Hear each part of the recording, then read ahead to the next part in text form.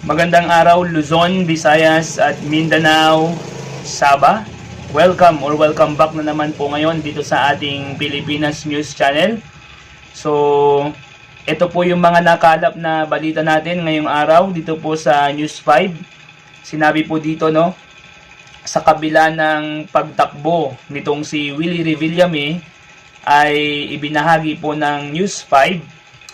Ibinahagi ng TV host na si Willie Revillame sa The Big Story ng One News na nais niyang tugunan ang problema ng kahirapan kung mahalal na senador. So yun po yung pinakang plataforma nitong si Willie Revillame sa kanyang napipintong pagtakbo bilang isang senador. So take note mga kababayan, isa pong senador ang nais makuha na posisyon nitong si Willie Revillame. Kung mapapanood po ninyo yung mga sagutan niya, honestly, in my own opinion, maganda po ang mga dahilan kung bakit tatakbong senator itong si Willie Revillame. Talagang pangmahirap talaga yung mga kanyang nasa puso at nais na gawin para sa ating bayan. Kung mapapansin po ninyo, ang mga taong mapagbalat kayo or kunwari ay hindi makakasagot ng ganong kabilis, hindi makakasagot ng ganong diretsahan. Kasi kung ano yung nasa isip mo, nasa puso mo, yun din yung maaari mong sabihin kapag ikaw ay tinanong. Pero siya, walang isip-isip, basta sagot, dahil yun talaga yung nakikita kong nasa puso at nasa isip niya. Sabi dito, formal na naghain si Revillame ng kanyang Certificate of Candidacy kahapon, noong October 8. No po? So, kaakibat po dyan, according pa rin sa News 5, ipinaliwanag ng TV host na si Willie Revillame sa programang The Big Story ng One News kung kailan at bakit siya nagdesisyong tumakbong senador sa 2025 elections. Matatandaang sinabi ni Revillame sa isang panayam nitong Hulyo na hindi siya sasabak sa politika. Dahil ito nga pong si Willie Revillame, mga kababayan, alam naman natin na siya ay isang TV host, popular na TV host, at matagal na rin siya nagtatrabaho bilang isang host, at yun ang pinakang buhay niya, yun ang pinakang, for how many decades, yun ang pinakang ginagampanan niya sa bansa natin. Nagpapasaya, nagtumutulong sa kahit papaanong pamamaraan within the budget of the program, and sa budget din niya minsan nanggagaling yung mga itinutulong niya. Pero nitong mga nakaraan, nagbago yung isip or ihip ng hangin at siya ay tumakbo na bilang isang senador. Isinusulong po ni Willie Revillame ay ang mahihirap, at kahit yung mga nung natanong nga siya sa The Big Story ay ng One News, nabanggit niya na ang kanyang mga batas na ipapasa or isasuggest sa Senado or susuportahan o ikakampanya ay yung mga batas na para sa mga mahihirap. Dahil tama nga naman yung sabi niya doon na hindi na natin pinapansin ng mga Pilipino, or almost 95% ng mga Pilipino hindi na pinapansin yung mga usapan tungkol kay Alice Guo, yung mga corruption, yung mga issues ng bansa, hindi na. Dahil ang iniisip ng mga tao ay kung paano maglalagay ng kanilang pagkain sa kanilang hapagkainan. Yun talaga yung pinakang iniisip nating mga tao dito sa Pilipinas. So sabi niya, bakit hindi magbigay ng mga batas para sa mahihirap? Bakit hindi magbigay ng batas para kahit papaano tumaas yung pagkakataon ng mga Pilipino na makabili sa mababang presyo? O kagaya ng bigas ngayon, tumaas na naman. Gaya ng mga gasolina, yung mga pangunahing mga bilihin, mga pangunahing kagamitan.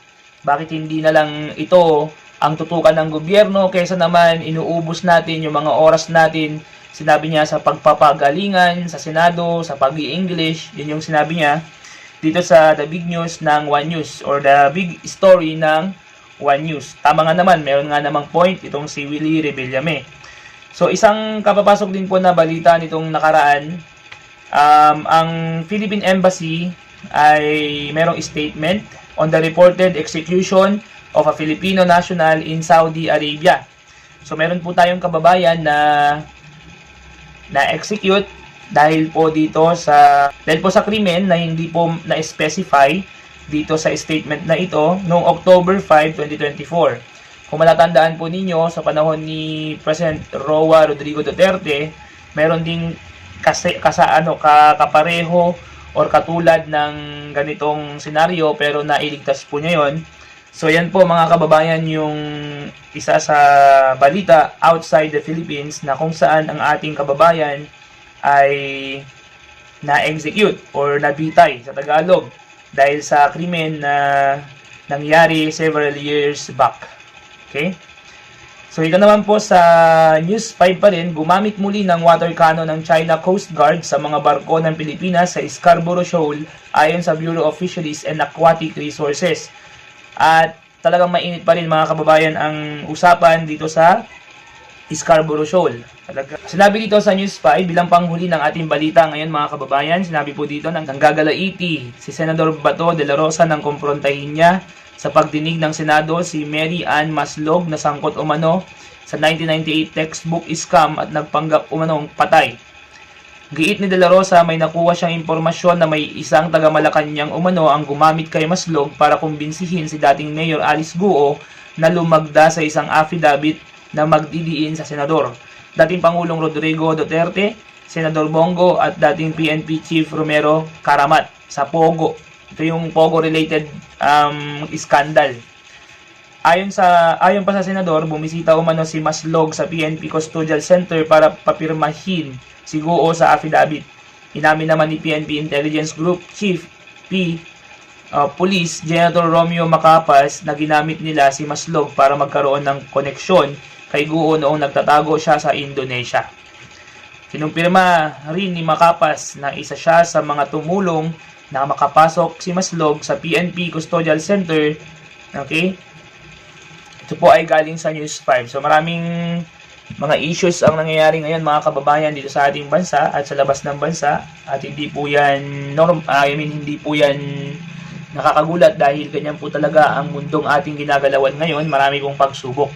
So yan po yung nakalap natin mga balita mga kababayan ngayong araw na ito at kung gusto po ninyo ng mga ganitong klase ng content, paki-hit mo na po yung subscribe button at ang notification bell para ma-update po kita sa mga susunod nating videos na nangyayari dito sa Pilipinas at gaya po ng video ito. Once again, this is Pilipinas News Channel. Peace out.